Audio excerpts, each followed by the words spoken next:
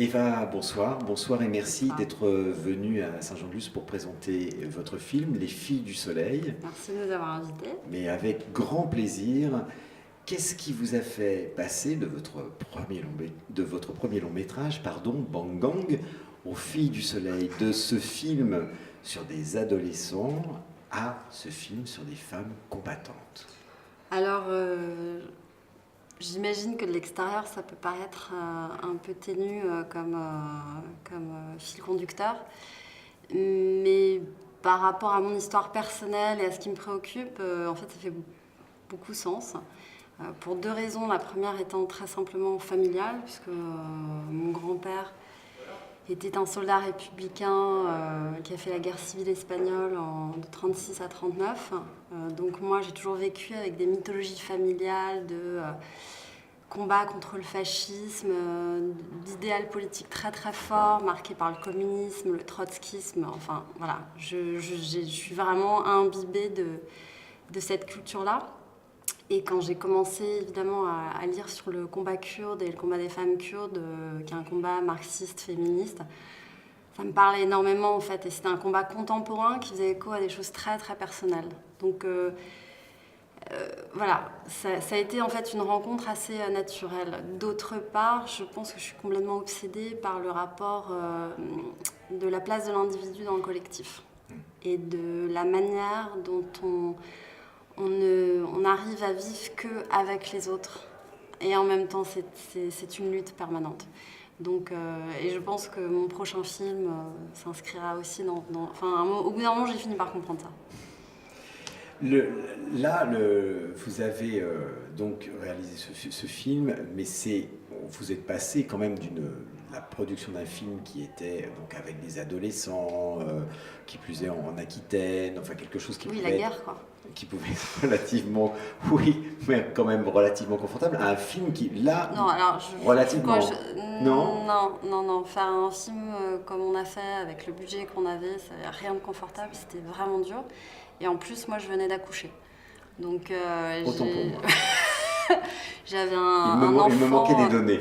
Voilà, j'avais un enfant qui avait quand même 3 mois au moment où on a commencé la prépa. Et je peux vous dire que c'est sportif, et émotionnellement, et physiquement, et intellectuellement. Et par rapport à une misogynie systémique qui existe dans le cinéma français, on ne va pas se voiler la face. Notamment, je me suis quand même retrouvée un jour sur le plateau avec mon gamin dans les bras en train de diriger une scène parce que le directeur de production, qui est un homme blanc de plus de 50 ans, avait estimé que c'était de ma faute si j'ai pondu un gamin avant le tournage. Voilà. Paix au patriarcat. Bien, bref. Donc voilà, c'était d'autres circonstances, c'était dur. Mais il y avait quelque chose qu'il n'y avait pas d'ailleurs sur Bang Gang dans Les Filles du Soleil. L'équipe était très, très, très, très portée, enlevée par le sentiment de faire quelque chose qui était nécessaire. Et on a vécu une aventure tous ensemble qui était franchement incroyable. C'était une espèce d'odyssée. Il y a une dizaine de membres de mon équipe qui sont sortis du tournage avec un tatouage. Parce que voilà, c'est une expérience de vie très très forte. Donc c'était à la fois très dur, hein. On ne va pas se voiler la face. Faire ce qu'on a fait avec un budget en dessous de 4 millions, c'est un exploit, sincèrement. Voilà. Oui, là, la réaction, n'ayant pas de caméra face Voilà, à moi, là, je viens d'avoir les yeux, et voilà, très ça. bien. Ouais. Parce que c'est aussi une des autres facettes merveilleuses de la misogynie dans le cinéma français, c'est quand on fait un film de guerre, qu'on a une femme et que le personnage principal est une femme, on a environ 30-40% de moins de budget. Voilà. Donc, et comme on ne peut pas se permettre qu'on dise que le film n'est pas à la hauteur en termes de valeur de production, et on travaille doublement pour que ça ne se voit pas. Et je pense que ça ne se voit pas. Ah non, ça ne se voit pas du tout. Merci. Ça se voit pas. Non. Mais je me permets de le dire parce que je le sais. Non, mais moi je me permets de le dire parce que je le pense. Ça ne se voit pas du tout. Mais comment, justement, alors, d'abord, comment s'est passée l'écriture du film? Vous êtes... dur. C'était dur, mais vous avez travaillé avec... vous êtes forcément documenté, vous avez... J'ai fait beaucoup de recherches. Je suis allée voir beaucoup d'anciennes captives, de femmes qui s'étaient échappées. Je suis allée les rencontrer sur place, en Allemagne, dans des endroits où elles étaient arrivées en France. Et pour être très sincère et simple, j'ai beaucoup pleuré aussi parce que il y a des choses que je n'ai pas pu mettre dans le film parce que ça dépasse l'entendement, tellement c'est barbare en fait, c'est inhumain, c'est d'une violence et d'un tragique qui on s'en remet vraiment difficilement. Puis j'ai aussi rencontré des femmes qui avaient le courage de transmettre ces histoires. Et ça m'a, je crois que ça m'a beaucoup donné de force aussi. Et toutes les fois où je flanchais, je me disais c'est trop, je vais jamais y arriver.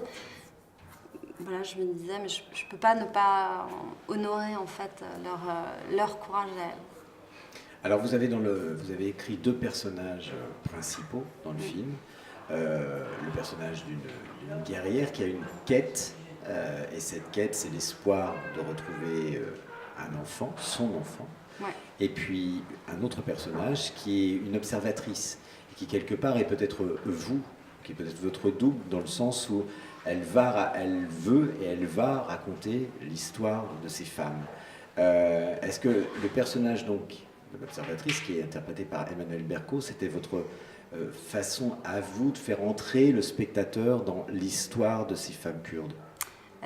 Oui, je pense que c'était un peu indispensable, n'étant pas kurde moi-même, de pouvoir en fait poser les bonnes questions au bon moment et d'assumer ce regard d'occidental, parce que ça reste un regard d'occidental, c'est ce que je suis, sans être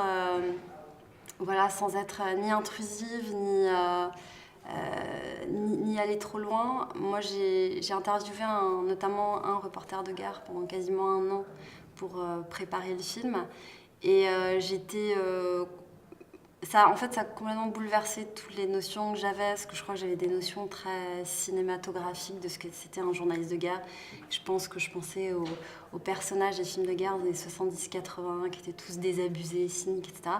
Moi, j'en ai rencontré aucun comme ça. C'est-à-dire que c'est des gens extraordinaires qui risquent leur vie, qui souvent ont des vies très difficiles parce que c'est compliqué de construire une famille, c'est compliqué de construire une normalité quand on vit autant de choses tragiques, et qui ne peuvent pas faire ça sans idéal. Et quelquefois, c'est vraiment émouvant parce qu'ils sont toujours sur cette zone sensible entre naïveté et idéalisme.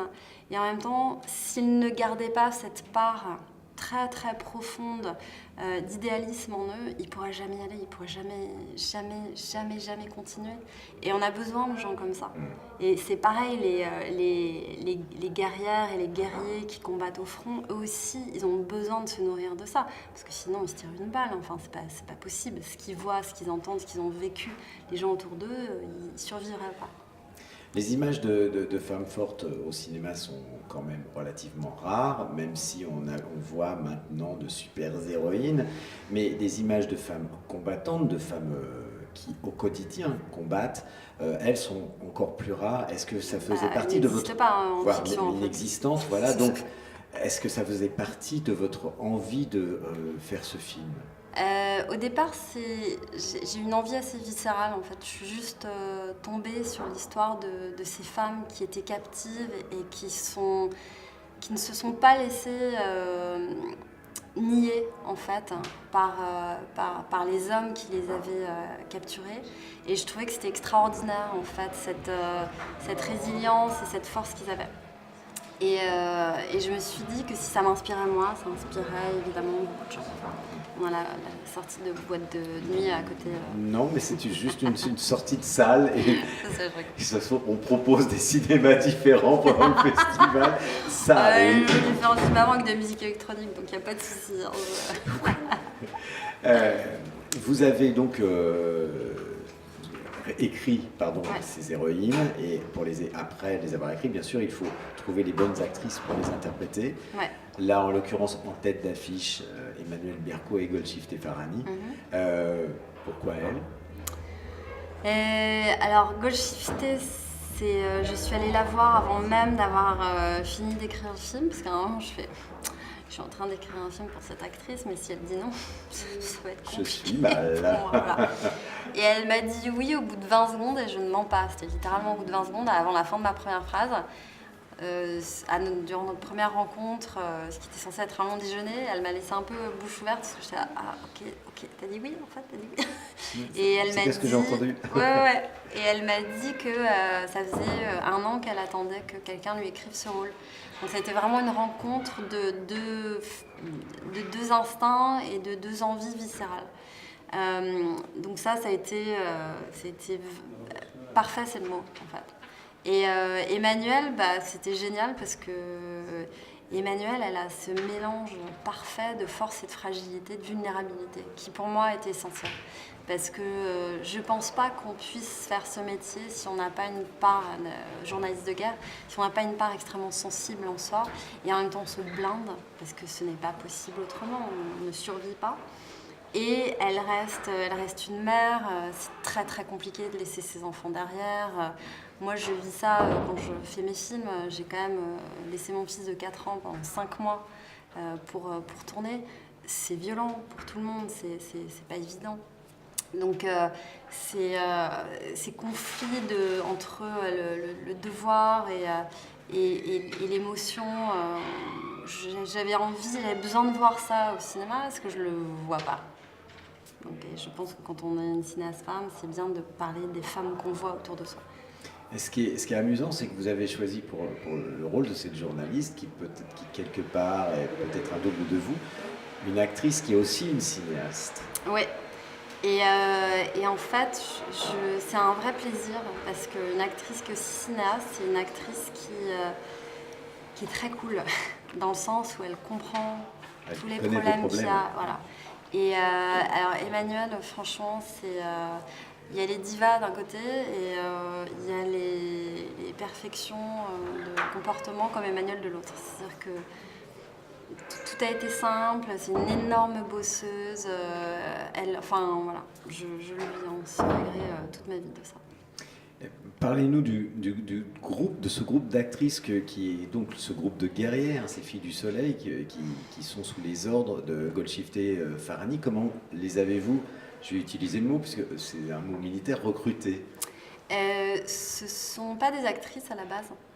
Ce sont des jeunes femmes kurdes qu'on a trouvées en Géorgie en cherchant longtemps. On a cherché quasiment 6 mois en fait.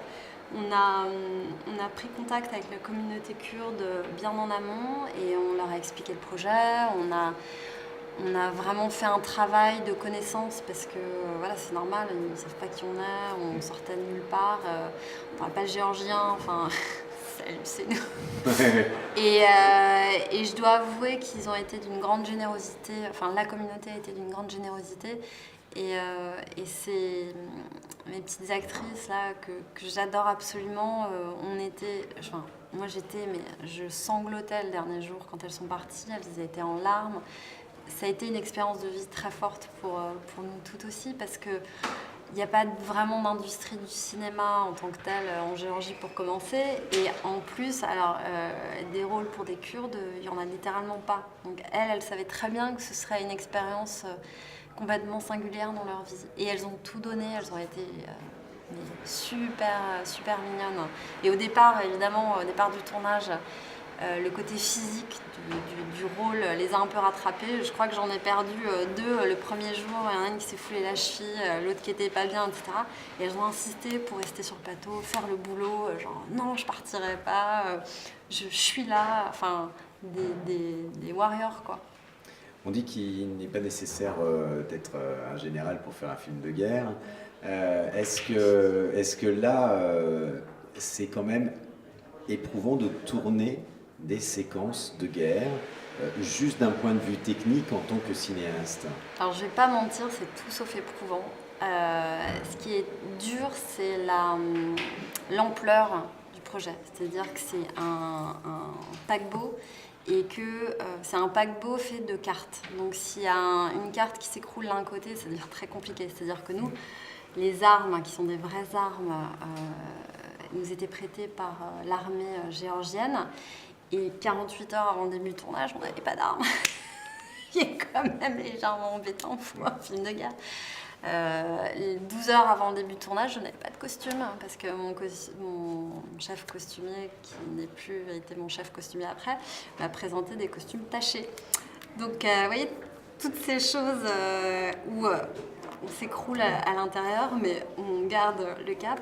Et après, ce qui est drôle sur les scènes de guerre, c'est hyper impressionnant, et la vraie guerre, c'est hyper impressionnant. Mais sur un plateau, il faut dire ce qu'il y a, c'est un peu une bande de gamins qui vont exploser des trucs au bout d'un moment. Alors, heureusement, la teneur du film fait que voilà, ça donne une certaine gravitas. Mais justement, cette dureté du sujet faisait qu'on utilisait aussi ces moments-là comme catharsis énorme.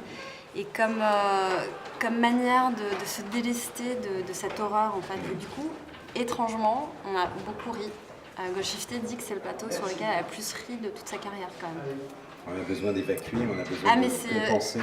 Ah ouais. Enfin, moi, je l'ai vécu, des fous rires nerveux parce que en fait, quand on est sur le plateau, une scène violente, on la vit. Il y a un côté physique de la chose et on n'en sort pas indemne. En voyant votre film, moi j'ai eu le sentiment de voir un de ces films de guerre romanesques qui qui me donnait la possibilité de voir des héroïnes que je n'avais pas vues et que j'ai aimé, et qui plus est dans cette période que l'on vit, voir des femmes combattantes, des femmes armes à la main, des femmes prendre en main leur destin et se rebeller contre des hommes qui les maltraitent. Et j'ai trouvé ça vraiment formidable. Ça m'a vraiment... Merci. Voilà, j'ai vraiment aimé ça. Et en même temps, ça m'a ramené à un cinéma que j'aime aussi, qui est un cinéma américain des années 50, où on pouvait faire des films de guerre romanesques, spectaculaires, mais en même temps avec de vraies histoires. Est-ce que c'était votre ambition, ou votre envie? Et est-ce que vous avez des films de référence? Est-ce qu'il y a eu des films que vous avez regardés peut-être avant de faire le vôtre? Alors déjà, ça me touche que ça soit le ressenti que vous ayez eu en voyant le film, parce que c'était vraiment mon intention de départ déjà. Moi, je crois au pouvoir romanesque du cinéma, d'une part, et d'autre part, je suis obsédée par la littérature, donc j'aime la fiction. Vraiment ce pouvoir qu'a la fiction d'exalter les âmes, d'exalter les passions, d'exalter au sens originel du terme les souffrances. Et j'ai une foi que j'ai pas du tout dans d'autres choses religieuses. Cette foi-là, je la place vraiment dans le cinéma. Des films qui m'ont beaucoup marqué pendant la préparation de celui-ci, c'est évidemment La ligne rouge, The Thin Red Line de Terrence Malick et Apocalypse Now, qui sont des films très différents pour plein de raisons. Mais pour moi, la clé de leur succès, c'était qu'il y avait une cohérence profonde entre la forme et le fond. Je m'explique. Apocalypse Now, c'est un film sur le délire total, tout ce qui est psychédélique, le délire de la guerre, le délire de l'homme. Et le film va dans cette aventure. Et il épouse complètement cette aventure, c'est pour ça que c'est un film de génie. En plus, il a eu le temps de tourner en 4 ans. Oui, puis le tournage lui-même a été apocalyptique. Voilà, exactement. La ligne rouge, lui, il a mis 7 mois. C'est un film qui croit beaucoup au romanesque aussi, qui croit beaucoup à l'humain. Le sujet de la ligne rouge, c'est vraiment le questionnement métaphysique. C'est la préparation la formation philosophique de Terrence Malick. Lui, voilà, c'est les questionnements qu'il traverse. C'est pourquoi on est là, pourquoi on fait ce qu'on fait, pourquoi pourquoi cette absurdité totale dans cet écrin de beauté absolument incroyable qu'est la Terre. Et moi, j'ai eu 37 jours. Donc évidemment, il y a certaines choses que je ne pouvais pas faire, que je regrette de ne pas avoir fait, dans le sens où j'aurais adoré faire ça. Moi, j'aurais adoré suivre plus de personnages, rentrer encore plus dans le romanesque. Mais il y a un moment, il faut que les gens aussi entendent qu'il y a certaines choses qui ne sont pas des décisions artistiques mais économiques. C'est une industrie, le cinéma. Bien sûr.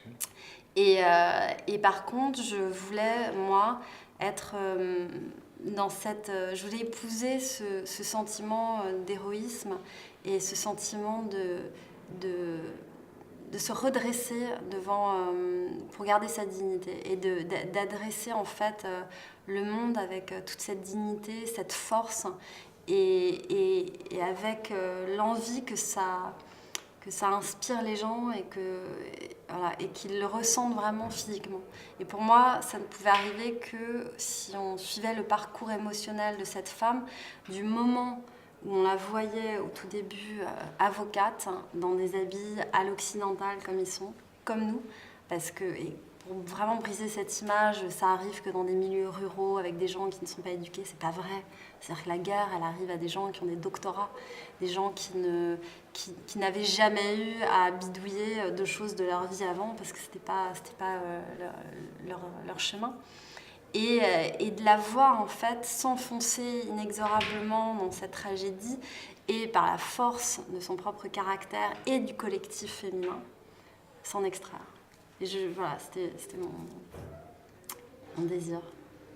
Et rendre hommage aussi aux familles Yézidis qui évidemment ont été extraordinaires dans ce parcours.